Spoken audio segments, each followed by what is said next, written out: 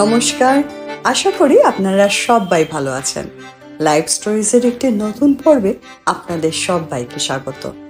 Life stories, যেখানে আপনারা শুনতে পাবেন জীবনের সাথে জড়িয়ে থাকা নানান গল্প, অল্প স্বল্প। তাই দেরি না করে এক্ষুনি চ্যানেলটিকে সাবস্ক্রাইব করে নিন আর উপভোগ করতে থাকুন নানান স্বাদের গল্পগুলি। গত পর্বে আমরা শুনেছিলাম কলকাতা থেকে শান্তিনিকেতন রোড ট্রিপের কাহিনী। যারা এখনো সেটি দেখে উঠতে পারেনি তারা আই বাটনে ক্লিক করে অথবা ডেসক্রিপশন বক্সের লিংক থেকে সেটি দেখে নিতে পারেন।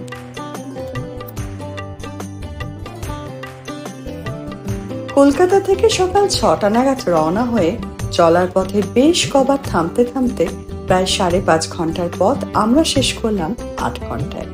দুপুর 2টো নাগাদ পৌঁছালাম শান্তিনিকেতন। দিনটা ছিল শনিবার, পৌষ মেলার শেষ দিন। তাই ভাবলাম দুপুরটা সোনাঝুরি হাটে ঘুরে নিয়ে রাত্রে যাব পৌষ মেলা দেখতে।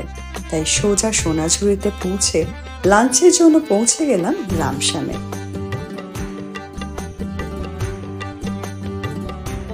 যারা মাঝে মধ্যে শান্তিনিকেতন আসেন বা একবার হলেও এসছেন তারা নিশ্চয়ই এই রামশ্যাম রিসর্টের নাম শুনেছেন।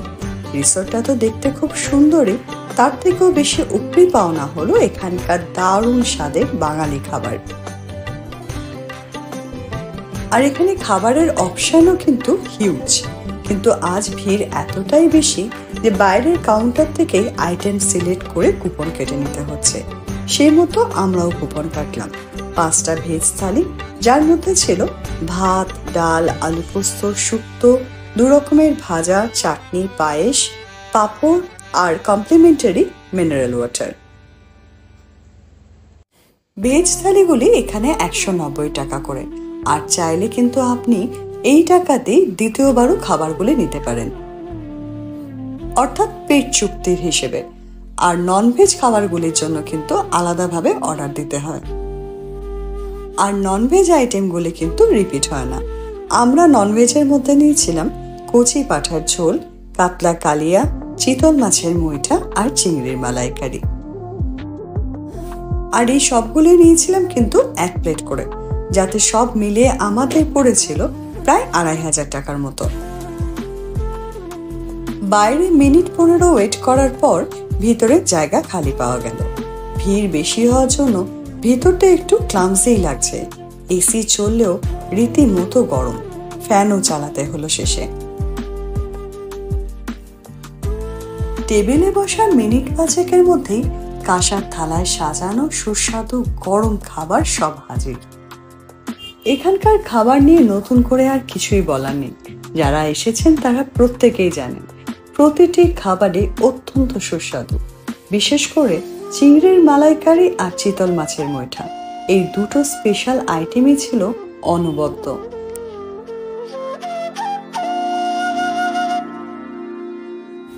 সেদিন ভিড় খুব বেশি হয় রেস্তোরাঁ থেকে বাইরে আসার জন্য রিসর্টের গেটটা ব্যবহার করা হয়েছিল।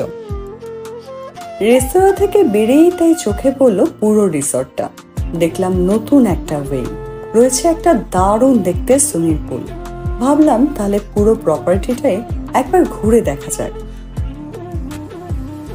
রিসর্টের সামনের দিকের এই রুমগুলো আমরা আগেও দেখেছি, কিন্তু এই সুইমিং পুল এরিয়াটা আর এই নতুন উইংটা এটা এবারেই প্রথম দেখছি।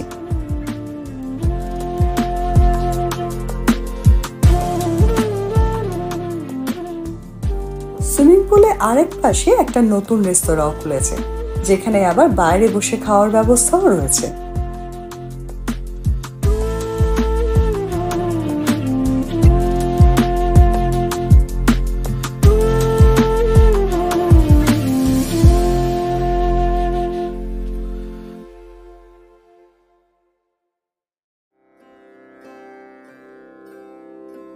একটু হাঁটতে হাঁটতে পিছনের দিকে গিয়ে দেখি সেখানে নতুন 5টি টেন্টও খুলেছে।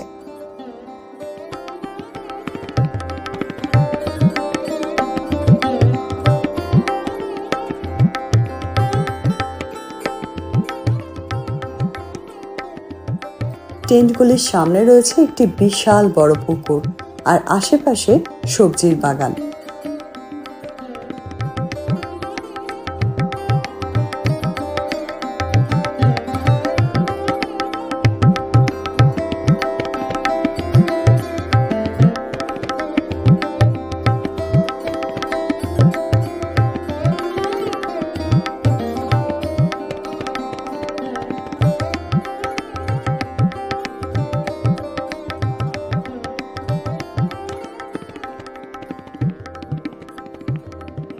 এই জায়গাটা সামনের ভিড় ভাট্টা কোলাহল থেকে অনেকটাই দূরে।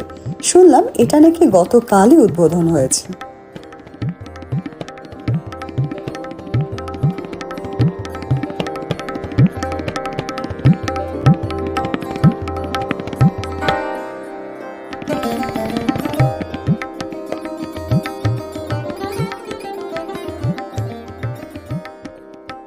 পুকুরের পাড়ে আবার সুন্দর টেবিল চেয়ারের ব্যবস্থা রয়েছে বসার জন্য। যারা নিরালায় বেশ কিছুক্ষণ সময় কাটাতে চান তাদের জন্য এই টেন্টগুলি কিন্তু একদম আদর্শ। যারা রামশ্যামে এসে ভিড়ভাট্টা এড়িয়ে থাকতে চান তাদের জন্য বলে রাখি, এই টেন্টগুলি এবং নতুন উইং এর রুমগুলির ভাড়া 1000 মতো। সেখানে রামশ্যামের সামনের দিকে যে রুমগুলি রয়েছে, অর্থাৎ সোনাঝুরি হাটের সামনে যে রুমগুলি, সেগুলি ভাড়া কিন্তু অনেকটাই কম, প্রায় 2500 থেকে 3000 মধ্যে। তবে নতুন এই প্রপার্টিগুলো দেখার পর পুরনো ওই রুমগুলিতে থাকার কিন্তু খুব একটা ইচ্ছে কারোরই হবে না।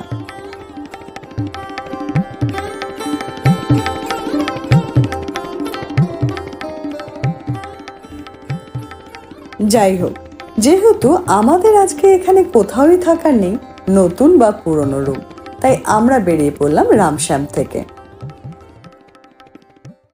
রিসর্ট থেকে বেরিয়েই সোনাঝুরির হাট। আজ শনিবার, তাই ভিড়ও অনেকটাই বেশি, কিন্তু তাতে কি, সোনাঝুরির এই আকর্ষণেই তো বারবার ছুটে আসা শান্তিনিকেতনে।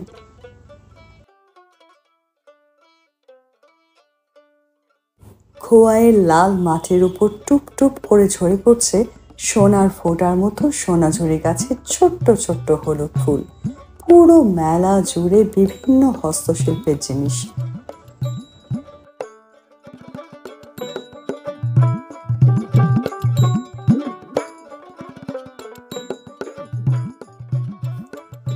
পোশাক আশাক থেকে শুরু করে গয়না, ব্যাগ, ঘর সাজানোর আইটেম, সাথে নানান জায়গায় বাউল গানের আসর, সাঁওতালি রমণীদের নাচ, আর অবশ্যই অভিনব সব খাবার। সব মিলিয়ে সোনাঝুরি সব সময়ই মন কেড়ে নেয়। কখনো বা রাবড়ি বা মিষ্টি দই, কখনো আবার কদবেল মাখা বা কামরাঙা, আবার কখনো ঝালমুড়ি, মুখে দিয়ে পুরো মেলাটি চষে ফেলা।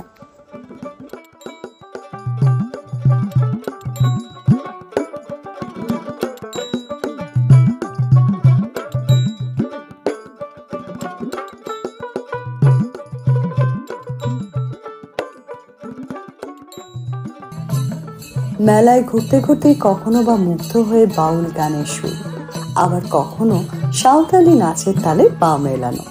কখন যে 4 ঘন্টা কেটে গেল বুঝতেই পারলাম না।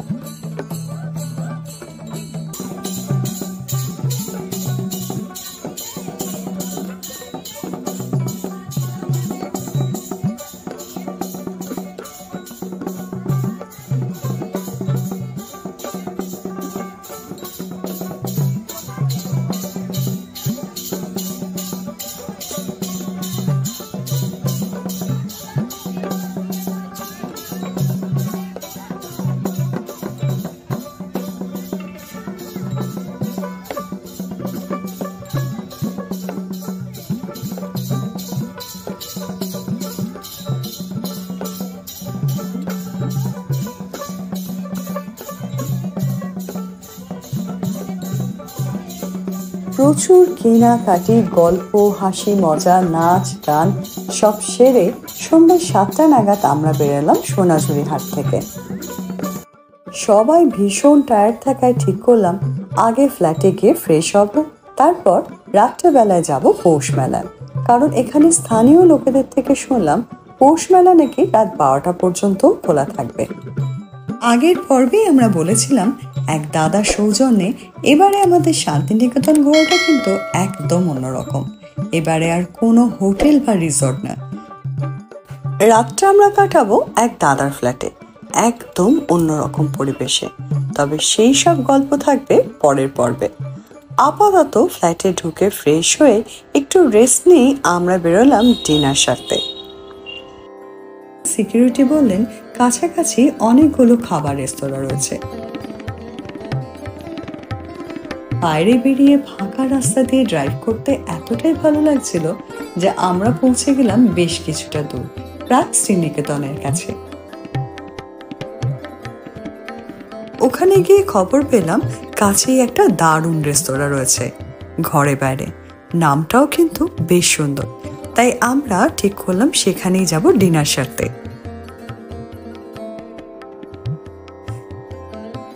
ওখানে পৌঁছে দেখি বেশ বড় কিন্তু রেস্তোরাঁটি, পিছনেই রয়েছে পার্কিং এরিয়া আর খুব সুন্দরভাবে সাজানো পুরো জায়গাটা।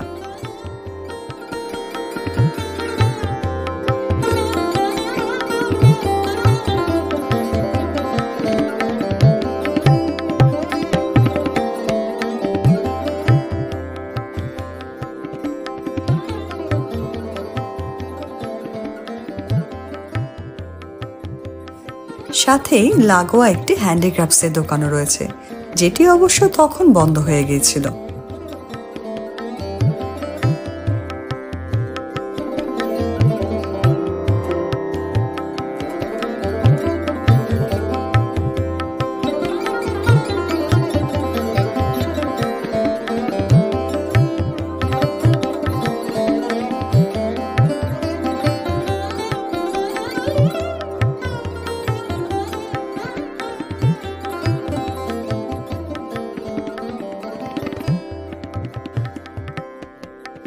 ভিতরের অ্যাম্বিয়েন্স এবং ডেকোরেশন দুটোই কিন্তু দারুণ, একদম শান্তিনিকেতনী স্টাইলে সাজানো।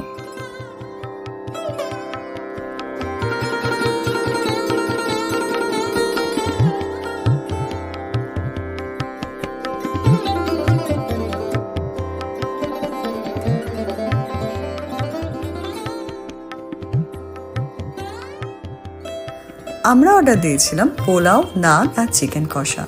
নানটা খুব একটা ভালো ছিল না, তবে পোলাও আর চিকেন কষাটা কিন্তু বেশ ভালো ছিল।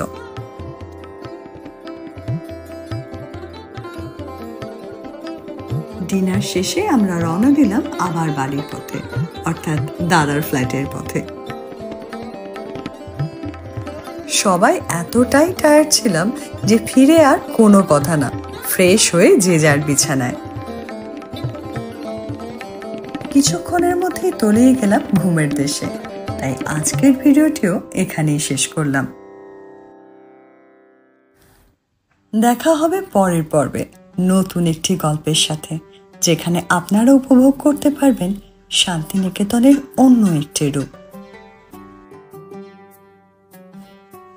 ততদিন ভালো থাকবেন সবাই, অন্যকে ভালো রাখবেন আর শুনতে থাকবেন লাইভ স্টোরিজ। জীবনের গল্প অল্প স্বল্প।